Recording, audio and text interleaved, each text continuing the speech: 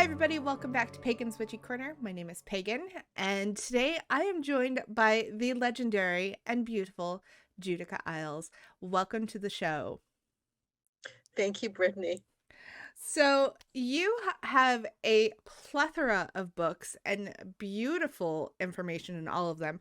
I own tons of them, like we were talking about before we started recording.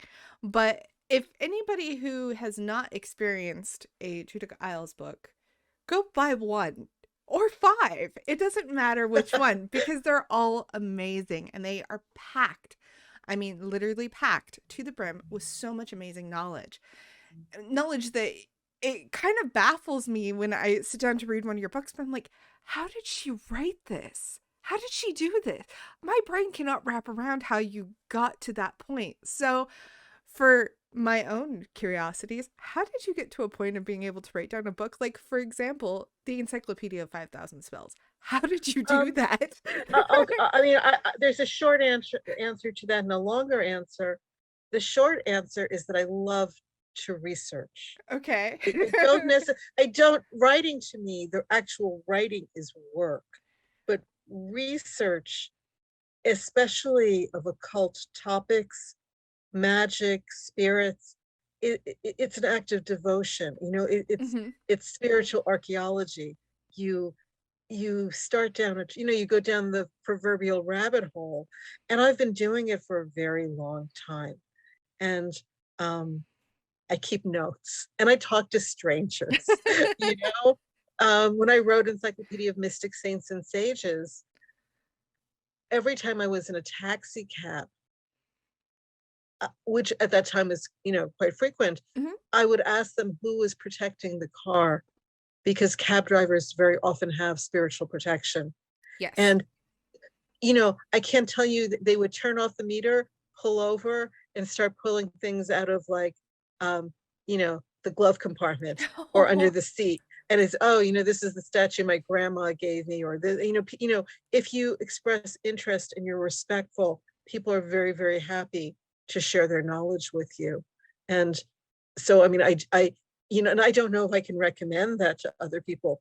I do talk to strangers, even though my mother told me not to. So, I learned a lot from that. The more maybe precise and detailed answer is that there are two things about me that are distinct but work together. One is that I am an occultist, and the other is that I am a writer. Hmm. And being a writer is my skilled labor. Before I was published, I wrote websites for people. There is a funeral services website online that I wrote, and occasionally I run across it. It's not credited to me Hmm. because it was a work for hire, but I'll find things.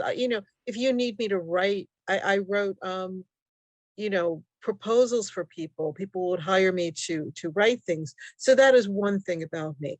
But the other thing is that, I came into this lifetime just hungry for occult knowledge.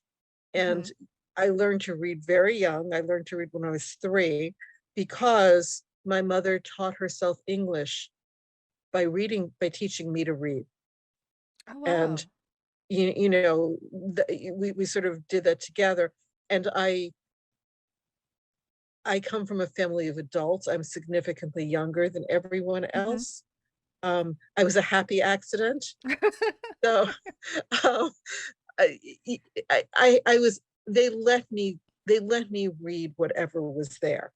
Hmm. And they were people who were also spiritually interested, if not practitioners. But we had a lot of stuff in the house. We had astrology books and numerology books and books about different spiritual paths. And some of it maybe a little transgressive, some of it not. They wouldn't necessarily answer questions or explain things to me. But if I read it, no one stopped me from reading anything. Hmm. I read pretty, racy novels at a pretty young age. I didn't understand them or all of it, but no one took them away from me. You know, Jacqueline Suzanne. But uh, so I did not start out to be a metaphysical writer. that was very personal to me. That was just my interest, witchcraft and the occult. I began researching traditional methods of fertility, Mhm. of getting pregnant when you were having trouble, originally for myself. And this would be in the late 80s, originally for myself, but then the topic hooked me. And so everything but the fertility clinic, magical methods and herbal methods and spiritual methods. And there was a point where I didn't know what to do all this with all this material, and I thought I would publish that. Mhm. And in some ways, that book, which remains unpublished, although I think I'm going to try again maybe this year or next year, is the prototype for 5,000 Spells and the Encyclopedia of Witchcraft, in that it's very big and the way it's organized. Originally, when I was doing the research for that, and it was a Mhm. time in my life where I would stay up all night and just research through books or through people, individual one-on-one contact, through the internet then. So I had access because the internet was there. You have more access to Mhm. information and to people than you would prior to the internet. And I'm Right. old enough to remember that also. I'm old enough to remember just, you would go to the library and Uh-huh. request a book and have to wait for a week for it to show up. I also So, remember that. I was young during those days, but I do remember that. And uh, I yeah, remember days before the internet became a big deal. I remember kind of like yes, the birth of AOL and when yes, they would yeah, mail those discs out and you'd get so much yes. time. And God, now I feel really old. I did that. No, I did that. I did that. I did that. And if you had a problem and you had to reload it, you had to find another disc. Oh So you drive God, yes. you drive around to like Blockbuster Video, which of course doesn't exist anymore, but looking for a disc because they would hand them out there, Hmm. your free trial. Your free Um, trials. I loved it. yeah. So originally I was like really focused. I was only looking for one topic. But then I kept finding this really interesting stuff that I wanted to go back to that maybe had nothing to do with that topic. Hmm. And in the beginning, I ignored them, but then I felt bad and I would go back and look for them and it was gone because things are often very ephemeral Hmm. on the internet. You find something and then you never find it again. So I then started taking really good notes and documenting things and copying things out. So people always ask me, how long did it take to write 5,000 spells? And the actual writing was maybe 9 months, Hmm. but the compiling of the information was years, years and years. So I had everything on note cards. Um, it was a lot. That would definitely, it sounds like it would definitely be a lot. And I, for anybody who's never seen a copy of this book or never owned a copy of this book, because it's been around for a while, I think I've had my copy. Oh gosh, at But least coming like on the 4 years, maybe five. No, I mean it's not a new book. I mean we're Yeah. coming close to a 20-year Is it anniversary. It was really? published in Wow. 2004. Yeah. Okay, again, I feel Yeah. really old because I didn't realize it was 2004. I thought it was like closer to But 2010. Um no, do you know what's worse? Do you know what's worse? Well, because there's a second edition that came out around that Oh, time. okay. That's why. There was the original edition. The first edition is from 2004. It was published by a British publisher, and then they stopped distributing books in the US. And so Oh, there were about okay. 6 years where you could not get the book in the US, although you could get it everywhere else in the world. You could get it in Canada.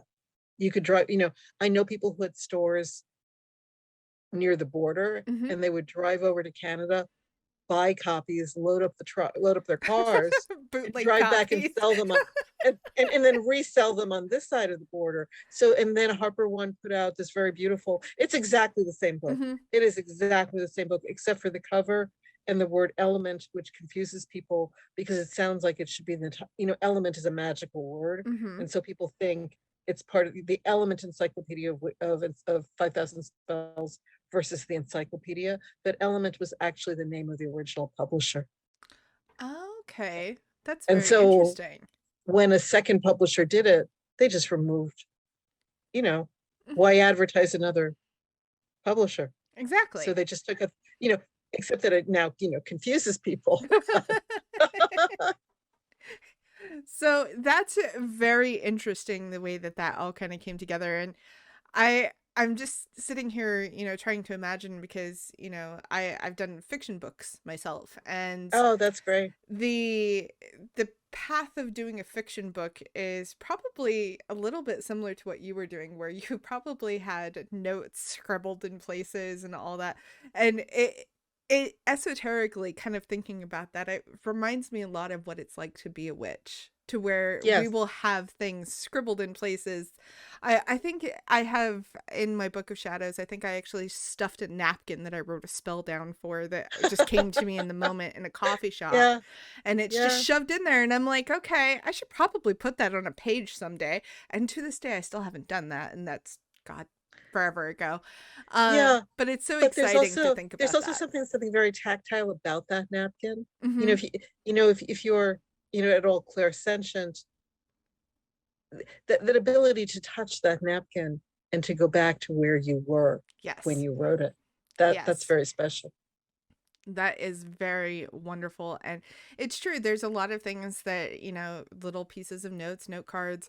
I've stopped using the note cards because eventually I just would like set them down someplace and not put them back in the book. And then they would just disappear. But now I've kind of come to the conclusion that that spell was no longer needed for me, or that thing Sure. was no longer needed. I Yeah. was done with it. And so the universe Yeah. somehow got rid of it for me. Uh, Yeah. but Definitely. it's always fun to think about that. So, in all of your encyclopedia books that you've written, and the fact that you have put so much information out there, you kind of really are one of the, I would say, in my opinion, mainstream kind of big voices out there that everybody looks to. And so, thank you for being that voice for starters.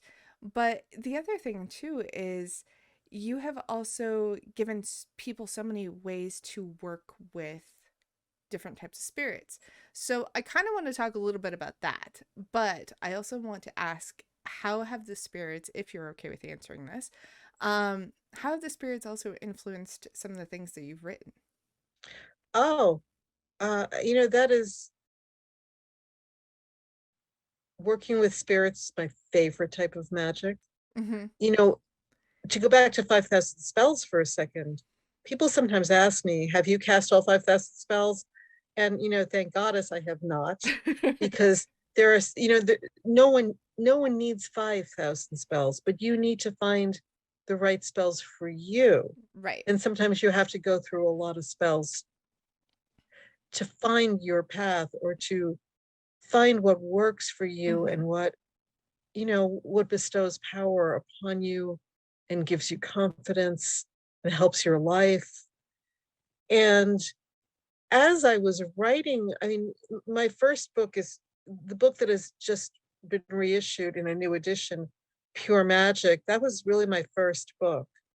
Mm-hmm. And between that and 5,000 Spells, I writing these books has really been an education for me, because you realize, most of us just look for spells that work for us, or that we're familiar with, or that come from the cultures that we come from, or are familiar to us. But there are so many ways of doing magic, magic with candles, magic with words, magic with plants, and magic with spirits. And that is my personal favorite. So it's always, when people ask me, well, what's your favorite? I don't know if it's for everyone, Mm-hmm. and for a wide variety of reasons, but it is my favorite, and it was what gives me confidence. And they influence everything for me. I know what day it is by, who am I feeding? Who am I making offerings to? Mm-hmm. If it's Tuesday, it's this one. If it's Wednesday, it's that one. They have, once you become very immersed, everything is associated with the spirit. Yes. colors, numbers, aromas, animals. So wherever you look, like when I am in a room, like if I walk into an office, it is, I know that I'm in an office. Let's say I have an appointment to see, some sort of professional, Hmm. a doctor, or, an accountant, whatever, a plumber, whatever it is, you're in the room. And I know there is that mundane level, but you can also look around the room. I go to the local liquor store, and there's an altar, there's a statue. I'm always aware of the presence of the spirits. If I walk into a room with purple walls, maybe I'm thinking of, oh yeah. If I walk into a room with yellow walls, oh, I'm in the presence of Oshun. What plants are there? So they influence everything for me. I am always aware. I I I do ascribe to that. There's a Talmudic suggestion Hmm. that there's no such thing as empty air. We just don't see what's there. Yes. There's no such thing as empty space. There are all these parallel lives or parallel realms that Hmm. are interacting with our own. But the suggestion is that if we see them, on a regular basis, it's paralyzing Yes. and sometimes terrifying. Hmm. And we might not be able to go about our mundane lives, which are also, look, I showed up on time today. I'm a responsible person. I pay my bills. If you see someone writing books, they can make a deadline. Hmm. So, to be able to live in that mundane world, but also to be aware of and interact with the realm of spirits, it is the most incredible thing. And if it is right for someone, then it is the most exciting thing in the world. Yes, I definitely agree with that. And I like kind of what you were saying about the parallel things because I'm a believer of that as well. And again, working with spirits and understanding that mindset may not necessarily be everybody's cup of tea. And that's cool. That's just fine. But I do agree with you that I think that if we had the access to all of the things all the time, Yes. our little human brains could not comprehend Yes. it at No, it's all. too much. It is It's too too much. much. It- Well, in ancient days, in pre-industrial societies, and still today, in some places, you would have the local shaman who provides services for the community, Mhm. but they may not be expected to hold down a regular job and show up someplace at 9 a.m. Because if you Right. start living in that world a lot, you're living in a different reality, and then you need people to support you, economically, and in other ways also, to make sure that you can do all those things. I'm a pretty good medium. Mhm. I have the capacity to do it, but I don't really do it because I have been a working single mother for most of my adult life, Mhm. and I need to be able to be someplace and to, really function in the mundane world. And so that ability to really surrender to that realm of spirits, that's a whole other thing. But I Yes. will say, the books that are focused on spirits, Encyclopedia of Spirits, Encyclopedia of Mystic Saints and Sages, Daily Magic to some extent. Mhm. There's I some in pure know, magic as well. yeah, yeah.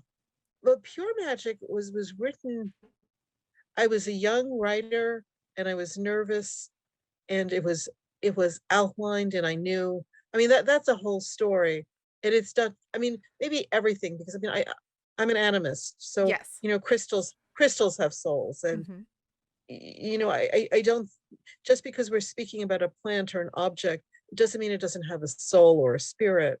But I know when I start writing those books, I know, and I've talked to other writers, and they tell me the same thing. I know when I'm on the right path. I know when it's Mhm. sort of clicked and I'm Yes. doing it right, because the spirits start rushing me. It's they sort of all they all sort of come at me Yes, because, well, I know because, exactly what you're saying. because I mean, for people who don't know, they want attention. The example I give is if you've seen the old television show Bewitched, Hmm. where Samantha, there's the point where she becomes the queen of the witches, and all of a sudden everyone is coming to her house for her to do things. And that is my experience, that they're just, I have to tell them to line up. Yep. I can't do all of it until they sort of are orderly. But then I know I'm okay. Like I know I'm on the right track. I know I've, because it is two things at once. I write these reference books Hmm. that have to be clear, and people have to be able to comprehend them, even if you don't have a lot of background. I'm not writing for a very few people. I'm Right. writing for Yes. anyone who wants to. And I think this is of interest to anyone potentially. Hmm. But also, it is a sacred thing. It is an act of devotion. And I think if you read carefully, I try to keep myself out of it, Hmm. because if you were writing an encyclopedia, it's not Judica's top 10 spirits or my favorite saints, because that's a different book. I have Right. to I have to represent beings for other people who might not be for me. But I think if you read closely, I think it's very obvious, where my heart is. And it's really interesting that you were saying that the spirits will tell you that you're on the right path. Um, I I have a degree in creative writing and I've Mm, written two fiction books. But the interesting thing is fiction authors will tell you the same thing, but I found it very interesting and I never even really had tied it to witchcraft until a friend of mine who was a witch and or is a witch I should say, not was. They still are, and is also a fiction writer, and they said that sometimes they think that fiction writers harbor the souls of those who had stories to tell but never got to tell them. yeah. Oh, that's profound. And it's very interesting because there's a book series that I've been working on for like 6 or 7 years now that's still not published because it's still not finished and I'm too much of a Sure. perfectionist. But there Yeah. was a whole scene where I was sitting down and I was writing out the scene, and there was supposed to be this tertiary character who I think was in 2 or 3 scenes in my outline, was not a big part of the character, sat down in front of my main character and started a conversation to the point that I had to stop what I was writing and have a conversation with this character. And I'm like, what are you doing? Excuse me? You're not in this scene. What are you doing? And it's like, no, I am in the scene and you're going to follow my story now. And I'm like, what? And it was a Oh, very wow. strange scenario, but I told my friend this and she was like, I think you have a spirit that has taken up residence in your story and is now a part of that story. And I'm like, holy crap, that's a big deal. And it was a I like it. really cool thing. And now when I work with all of my books and I write and all that, it's different because I feel like I'm telling somebody else's story, whether it's from our Yeah. universe or somewhere else, like Yes. whatever it came to. I don't know how these crazy storylines end up in my head, but they do. And it's very interesting how that works. And so I like that the spirits kind of come to you and you're like, hey, tell my story too, please, because Yes. I need it told. I know that you're writing a book, but I need you to tell my story in this book. I Yes. They promise want to it be in fits. it. Yes. Yes.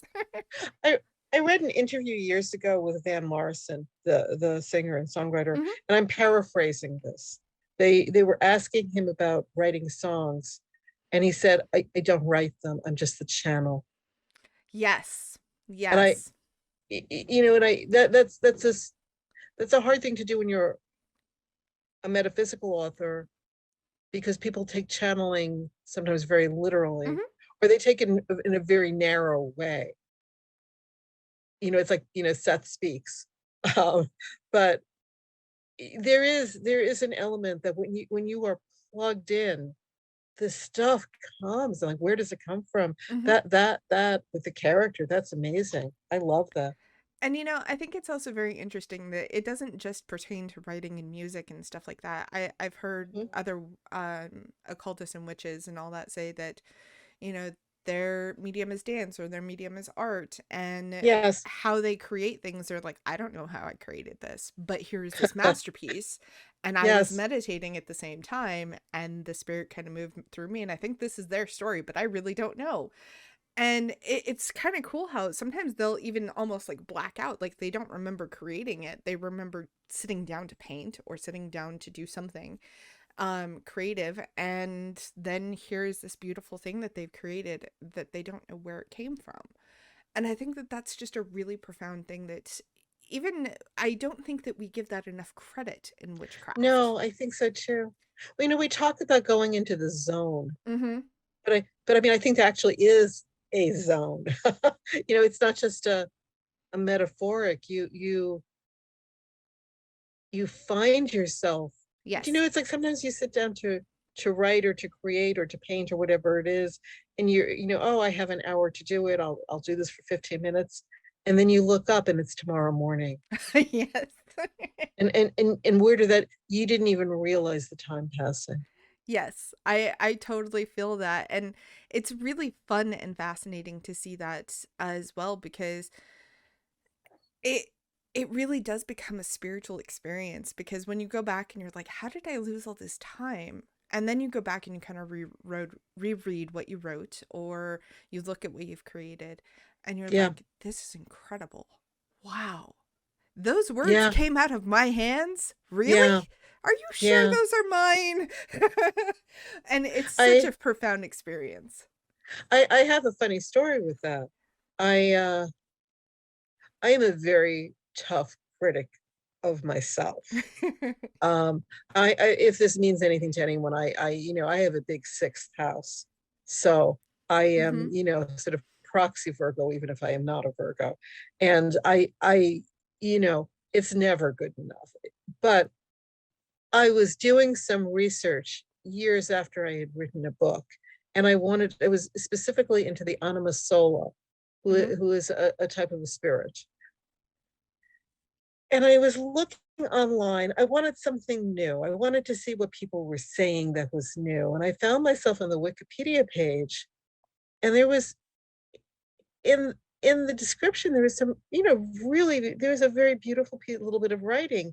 And I thought, oh, that's really beautiful. It looks familiar. I must have seen it somewhere. It was mine. Oh, wow. It was mine. And it was, it had been uncredited. And I believe, unless they've taken it away, I complained to Wikipedia, and, it's in the Encyclopedia of Spirits, I think, or Mystic Saints and Sages, and it's got a page number and a publication date. It clearly should have been credited, and they, Hmm. they did credit it. But I don't think if I had been knowingly looking at my own work, I don't, I don't think I would have, sometimes it's sort of nice to see your work in another context, Yes. because you can sort of see it as an observer. It's like, oh, that actually was pretty good. Absolutely. It's kind of funny that you say that though, because last night our little group we did our monthly community spell, and I wrote this beautiful cleansing spell that we did. And when I did the spell, I remember writing it and I'm like, oh yeah, this will be great, and all that stuff. And then when we actually performed it last night, I was like, I wrote this. Yeah, Wow. yeah, This was yeah, pretty. This was like poetic pretty. And I'm not a yeah. big poet. You Where were did in your this come power. from? That's great. Yeah. And it's so fun to kind of see that. So I love that, you're finding the same kind of revelations in your own words that Well, are coming back later. people often ask, like, why should, my spells don't work. Why should I be doing this? But casting spells and being a practitioner of the magical arts has many benefits beyond simply, I need something, I cast a spell, I got something, it's done. Hmm. And one of them is, it's very empowering. And it is like alchemy, finding the gold that is within you that you might not even know is there. But the practice of magic will uncover it and stimulate it, and encourage it to grow. And that's a damn good reason to be doing this. Mm-hmm. That is a very beautiful way to say that. I love that alchemy statement that you just said. That was actually really amazing. Um, so, as we continue to talk about working with spirits, and you've mentioned that you have different altars and different days of the week that you quote unquote feed your Sure, spirits. Um, sure. what are some of the ways that you would recommend people reaching out to start to work with spirits if they are unfamiliar with it? Because a lot of our listeners that listen to the show are kind of on the newer side of practicing. So I always kind of give them a little bit of a basics overview in most of our shows. You know, there are a wide and diverse variety of spirits.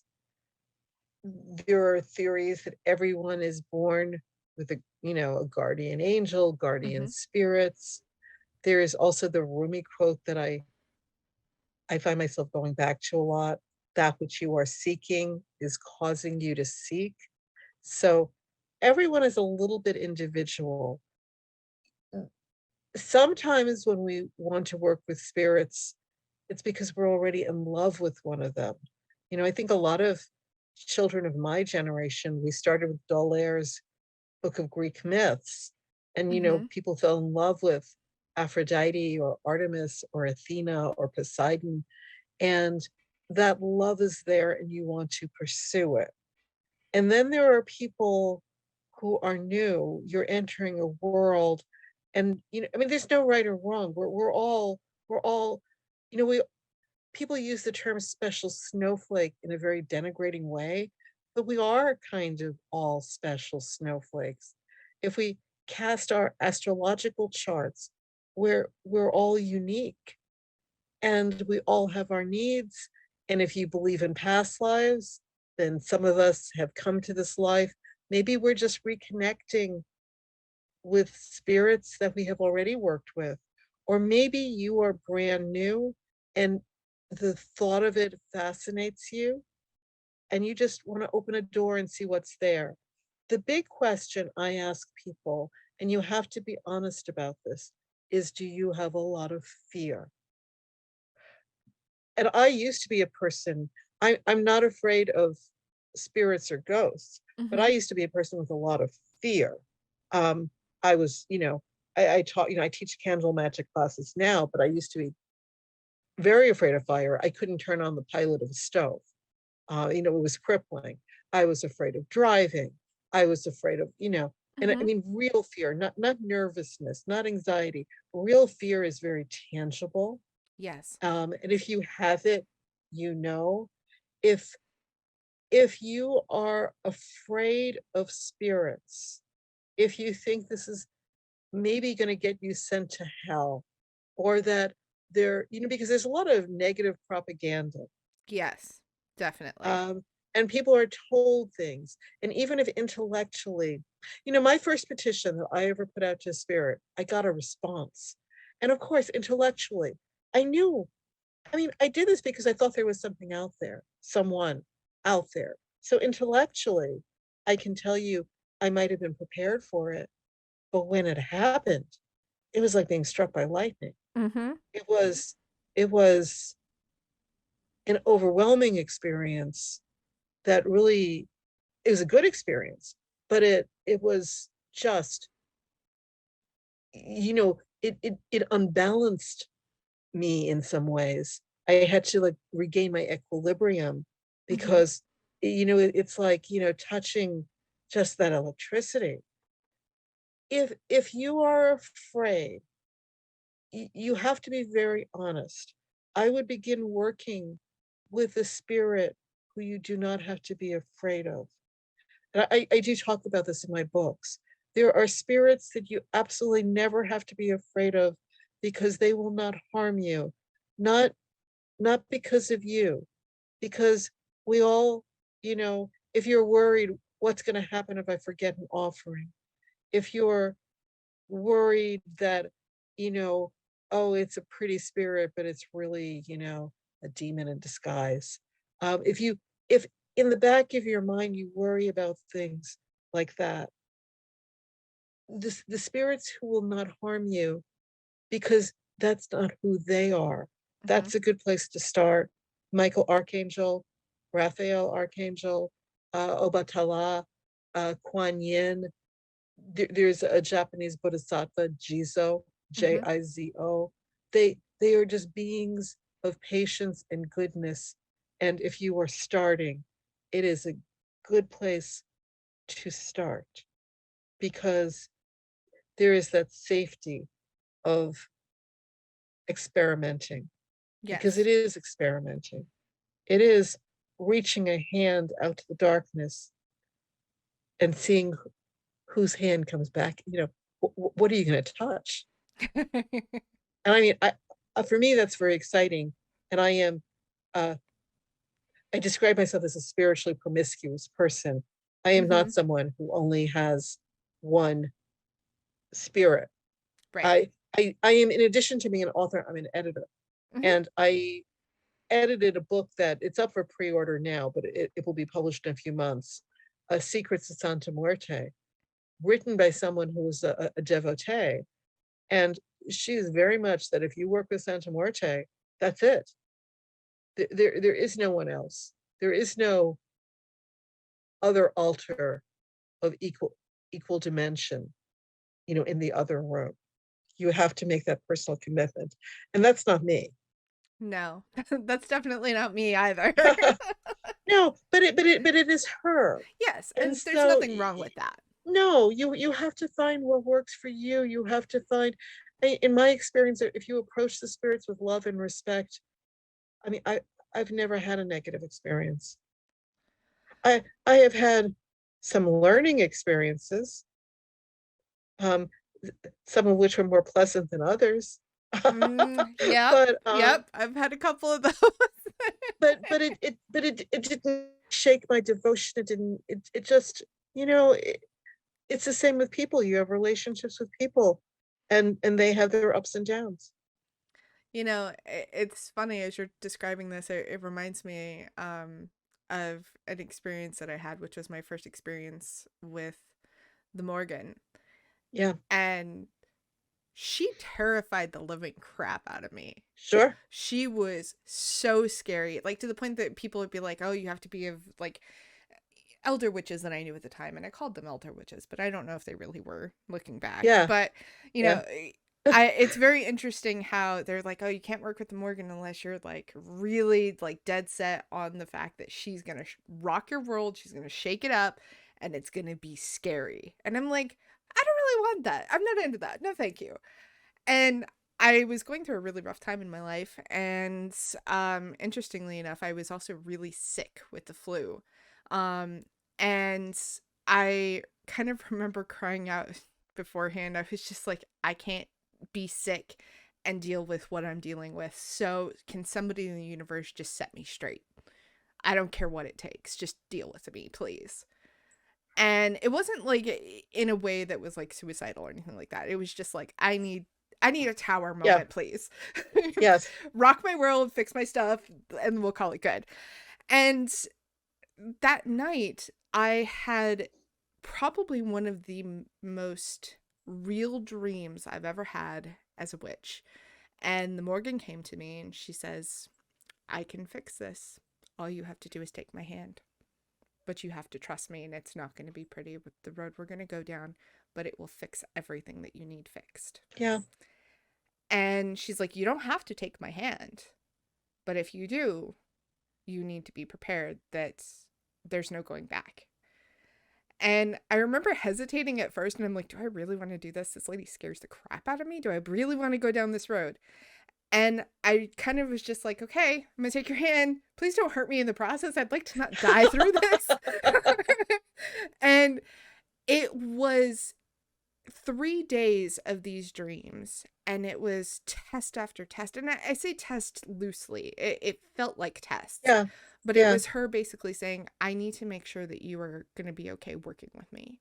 But I Be- think it's also initiatory. yeah, it was an initiation. And it's very interesting how when it got done, she had transformed something inside me that made me go, wow, I really Yeah. didn't need what I was just focused on. It was not Yeah. for me, and I was fighting it the whole way, and that's why it was so uncomfortable because I was trying to retain it. And she fixed it, and she transformed so much of me.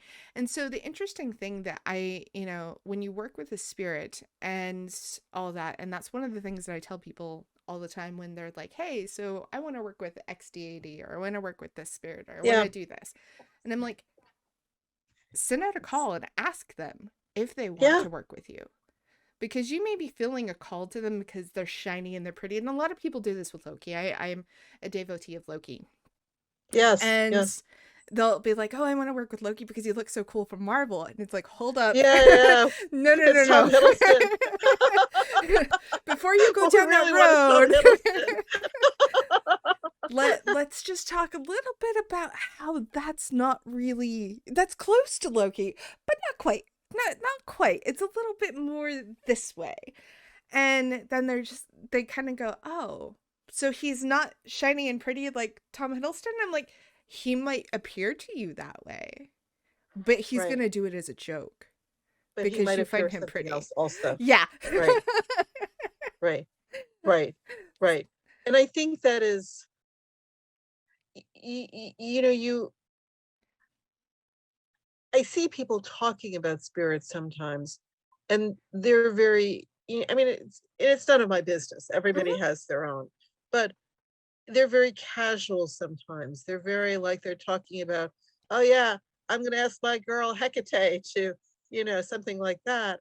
But, if you think about it, if you have these beings of power that can help Hmm. and that can fix things, you have to acknowledge that power. Yes. They are not under your command. They don't have to show up the way you want them to. I do. I mean, one of the things with Encyclopedia of Spirits is they are all named spirits. And Hmm. I do recommend that people work with named spirits because a lot of the public, there are pretty recent spirits too. They're born all the time. They're not all ancient, but the ones who have been around a lot, they have a history and a track record. You shouldn't be surprised that Loki is a trickster. That should Yeah. not come as a surprise. Um, you can't just distill all of, let's say Tom Hiddleston is my favorite actor and I like all his, Hmm. Only Lovers Left Alive and Midnight in Paris and all these different movies, and hey, I'm going to put them together and that's Loki. No, that is a whole other thing. This is who they are, and it is good to go in open-eyed, and Hmm. is and it I think it is very important to accept that they're real. I think Yes. that's hard for people. It's only real as long as things are going the way you want them to. But there is this sort of this belief that it is, coming from your mind and that you can control it. And it is from outside, not from, the goddess within is one thing, but Hmm. that's not the same thing. Absolutely. And the interesting thing is that there will be a lot of times, because I grew up Christian, so I have what I call a little bit of Christian PTSD. And that's not to hold any shade against Christians out there. My parents are still Christian and I still support them Sure, in that regard. sure, of course, yeah, But for me, it was not my path. And so having a little bit of that Christian dogmatic PTSD in there, I will sometimes be interacting with, my deities and some of my spirit guides. And I'm like, are you sure this isn't my head coming up with this? And yeah, it's okay to ask that. And, it's yeah, interesting that absolutely. people are like, oh no, I just, buy into everything. No, your mind can equally make up something just as easily as your mind can also hear something from the outside. And that's why I really would recommend, and I would love to hear your opinion on this as well. But I always recommend that it's okay to question whether or not that's the answer. You can pull Yes, a tarot you card, should. you can You do some you sort of you something. absolutely, absolutely, absolutely, absolutely. You should. It is very. The reason I say that, it also depends what you want to do with them. Mm-hmm. If all you want is, I love Aphrodite. I love Lakshmi. And I'm going to collect statues and bring her into my life. And I don't really want any direct communication. I just, it brings me joy to have an altar and to have images. You know, it doesn't really matter where that's coming from. Mm-hmm. But if you are asking for something, that becomes, and this is, I write more about this in detail in Pure Magic and also in Encyclopedia of Spirits. Mm-hmm. And with saints too, there is a transactional nature of, they give you something and we give back. We're Yes. not just, human beings are not just takers and victims. We are beings of power too. We feed the spirits. They get something from us too. The problem is, if you think it's in your head, let's just say you have asked for some sort of a blessing, whether it is, financial or fertility or romantic you know, or healing, and it happens. And you, if you don't believe it's real, it's very easy to say, oh, well, yeah, you know, it's just random. It would have happened Mm-hmm. anyway. It, Right. and then you don't fulfill your end of the transaction. And the being that can give can take. Mm-hmm. And that's a, you know, it's like dogs know this. Like, the being who gives you your snacks can not give you snacks, Yes. or can take the snack away. So it is a happier relationship if we expect to receive something, to to appreciate that it is out there and not within. But also, I think that is a very joyous thing to, this should be joyous and empowering and not scary. Mm-hmm. um I I find, I mean, a certain religious philosophies, I mean, in particular Christianity, has that is why the archangels, the three archangel saints, are also, you know, the reason they're saints is because very early in its history, Christianity pretty much said, we're real. Everything else might pretend to be helpful, but Mm-hmm. they're really demons. um they're really, it's just to entrap your soul. And if you have that, and you don't have to be a Christian to have that fear. I think it's pretty prevalent in our popular media. I mean, if you Yeah. watch a lot of movies, I mean, look, every vampire movie, I mean, with very few exceptions, the vampires are running away from a crucifix. What happened Yes. to the vampires before? Like, what happened to 10,000 year old? I guess, the assumption is that people couldn't help themselves Yes. until the church. We were all victims. And if that is your fear, you have to be very careful, and you should only work with spirits that you feel safe with, because a lot of them, as with the Morgan, as you were saying, Mm-hmm. they're, some of them, in their grandeur, they can be very scary. Oh, yes. And, kind of talking a little bit more about the Morgan, this interaction with her, for years, I feared her because I was told I needed to fear her by other people who Yeah. were thought that they were gatekeepers. Let's just be honest.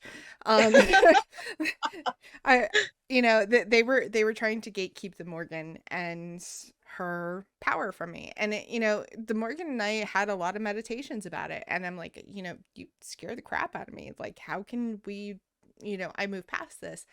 And she's like, you have to learn to let go of the fear. And I'm like, what does that mean? And it took me a long time to figure it out. But now, fast forward several years later, she and I have a very, very open relationship with each other. There is no more fear. There is definitely respect. I know that, she can still basically kick my ass if I need it, Well, but but I mean, she but she won't. has to. Yeah, But she I mean, she won't. has to have the capacity, even if she doesn't, Mm-hmm. because how can she help if she Yes. doesn't have that kind of power. Yes. I mean, what you're describing is a very healthy relationship Hmm. with the spirit, because you should be able to ask those questions and to have that dialogue. And they know, in my experience, they know we're afraid anyway. Hmm. So there's sort of no point going, I'm not afraid, I'm not afraid, I'm not afraid. They know. Um, in the way, I have lived with cats who always sit on the lap, they always jump on the lap of the person who is afraid of them. I find And that I mean, cats try to break everybody's fear down. They're like, "You're not going to be afraid of me. well, Watch. I don't Just know. watch I this. think You'll be so. fine." I mean, some of my cats, I think we're having a good time with it. It amused them. We could discuss their motivations. That's a whole other thing. But they were so precise. They knew. They knew who was afraid. And I think if an ordinary house cat can do that, think about what a spirit can do. If you're afraid, and you may find yourself in life, there are spirits who are specialists. Hmm. There are spirits who specialize in bestowing a certain type of a blessing or healing a certain kind of an illness, physical or spiritual or psychic. And maybe you need to work with the spirit, or you feel you need to work with the spirit, and you're afraid. I find that, I mean, that's where I start. Here I am, and Hmm. I'm afraid, but I would like to, you know. Yes.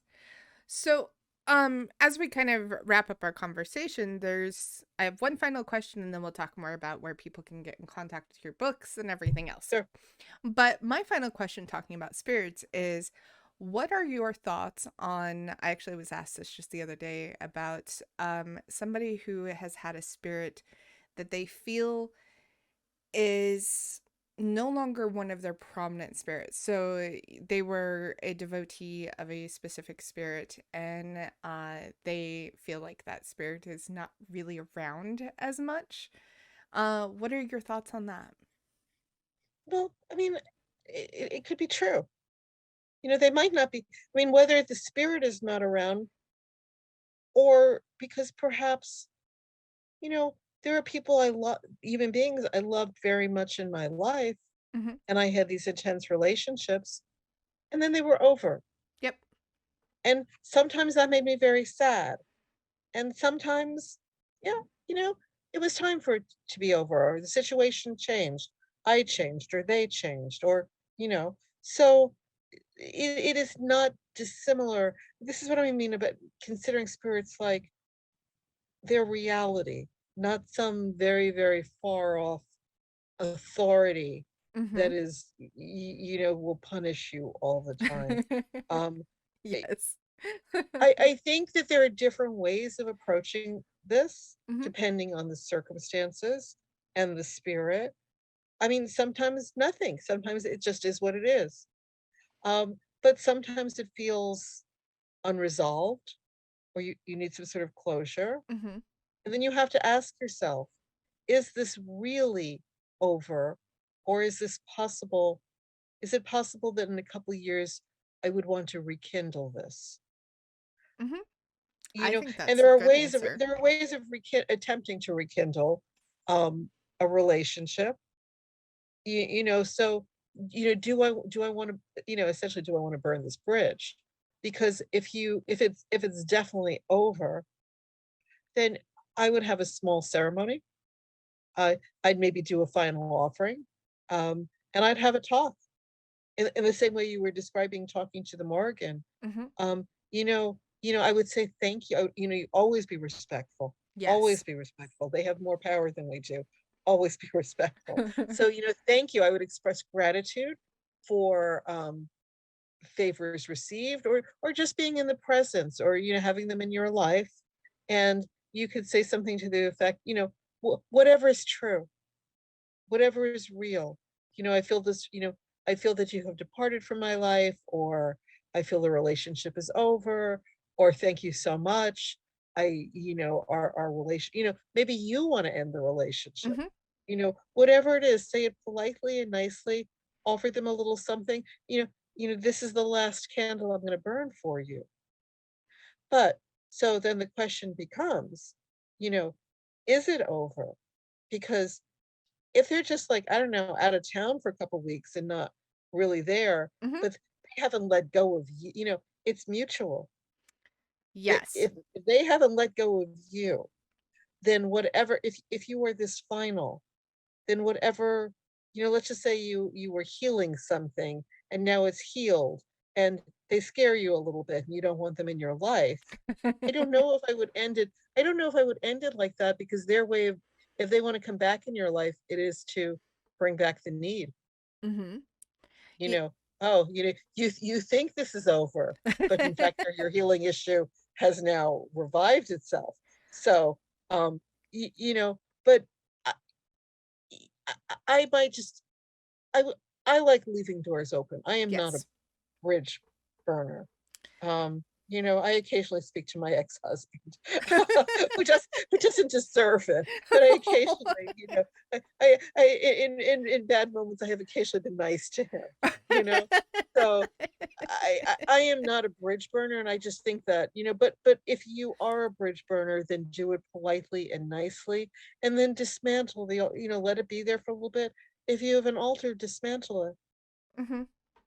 Maybe depending what you have on the altar, maybe you want to give the statue to someone else. I would always be respectful. I wouldn't throw it in the garbage. Hmm. I might sell it, I might give it to someone, I might put it in the closet in a nice box, I might bury it, although that's a thing. But Yeah, that becomes a thing as well. that's a thing. Yeah, I mean, you have to look at yourself. Your People's situations are unique, Hmm. and you have to find out what works for you, not try to squeeze yourself. I mean, it is really nice that we have all this information online, Hmm. but we don't actually know who's writing it. People present themselves as authorities. We don't actually know that, people lie about their resume when they go for jobs. Yeah, You know, every it's true. every once in a while we discover that a pharmacist or a physician, oh, they don't actually have that degree. They didn't Um, actually go to medical school. right. Oh, yeah, that's a So whole I mess in mean, itself. if it happens on that level, why shouldn't it be someone? I mean, I've got an Instagram scammer right now, like looking, trying to like get people. I, I have never like offered to read for someone, or Hmm. if I have, I didn't ask for money. I Right. I have once or twice in my life because I saw a need. I actually did it for like free. So I mean, people who like reach into your life and like try to extract money from you, you don't know who they are. And so a lot of the advice on the internet may or may not, it may not be advice, even if they're very sincere, even if it is a knowledgeable and sincere person, they are talking about their experience, and it may not be. Don't squeeze yourself into somebody else's box. Exactly. Exactly. And the kind of wrapping up the topic of the spirits who may not want or may seem like they're distant. The other thing too is there may be a new spirit that's moving in to help you work through Right, something, and your main right, spirit has just like said, "I'm going to take a back seat for right now. I'm still right, here, but I'm taking a back seat because I can't help you with this problem. This is not my right, area of expertise. This is theirs. They're going to right. fix this, but I'm still here. We're still kin. It's cool." Right. Yes, absolutely. And so sometimes it's not about the old one. Hmm. It's about looking for a new one Yes. or seeing who else is there. Hmm. It's a very interesting experience, and we could talk probably for days and days and days about Oh that. yeah, But absolutely. we are actually at the top of our hour, which went by Ah, so fast, yeah. but in the best Thank of you. ways. That was fun. So, Judika, where can people go to get in contact with you? Where can they follow you on social media? I Obviously, talk about your books if you'd like to promote. Tell everyone about you. uh, I am so I'm a mess right now. My website needs to be fixed. I If you go to it, I think people tell me you can still, it kind of works, but it needs to be rebuilt, and that's in the process. But it's not happening this week. I am on Facebook. I am on Twitter. I am on Instagram. Watch out for the scammers. My name is, if you see too many dashes in a, Mm-hmm. you know, it may or may not be real. Um, but I am all those places. I have an author page and a personal page on Facebook, and I actually have two pretty new books. I have my first book of original material in about 10 years, a book called Daily Magic, which has this, it's a hardcover with a very beautiful blue shiny cover, Mm-hmm. and it is a perpetual calendar, meaning that you don't have to buy a new one every year. It's you can give this to your grandchildren January 1st till December 31st, and it explores the magic in every day. Um, and that came out just a couple months ago. And we also have it's really an honor. Wiser Books has a series of Wiser classics, Mm-hmm. and they chose my book Pure Magic to be among those classics, which is amazing to me because when I wrote that book, I use my real name on my books. That is actually my name Mm-hmm. because which is not true for a lot of metaphysical authors. They use nom de plumes or aliases. I didn't think anybody was ever going to read it, so it was not a problem for me to use my real name. Um, and now all these years later, it's a Weiser classic, and that's kind of a mind blowing thing.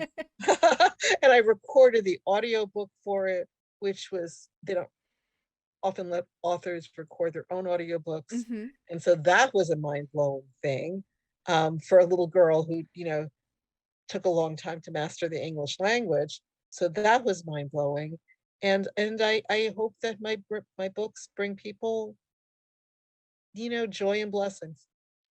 I would say, as somebody who owns a lot of your books, that is very true. You're actually one of the few authors that when I see one of your books come out, I'm like, I need to pick up a copy of that. And I do Thank you. every time.